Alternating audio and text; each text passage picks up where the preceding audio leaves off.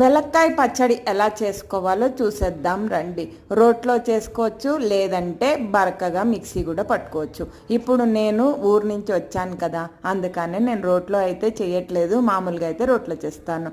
వెలక్కాయ అయితే పండాలి, పండితేనే వెలక్కాయ పచ్చడి టేస్ట్ ఉంటుంది. 2 ఎండుమిరపకాయలు, 3 పచ్చిమిరపకాయలు లేదా ఎండుమిరపకాయలతోటే చేసుకోవచ్చు. ఆవాలు, మినప్పప్పు, శనగపప్పు, 2 మెంతులు, మినప్పప్పు వేసుకోవాలి. ఇక్కడ బెల్లం అయితే చూపించాను కదా, అది మీ ఆప్షనల్. ఇక్కడ నేనైతే కొంచెం బెల్లం వేసాను. వేసుకోవచ్చు, వేసుకోకుండా ఉండొచ్చు. ఫస్ట్ ఇది చల్లగా అయిన తర్వాత, అంటే తాలింపు చల్లగా అయిన తర్వాత అదంతా మిక్సీ పట్టుకొని మనం వెలక్కాయ కూడా వేసేసుకోవాలి. వెలక్కాయ మంచి వాసన వస్తే మనకి ఈ పచ్చడి కూడా టేస్ట్గా ఉంటుంది.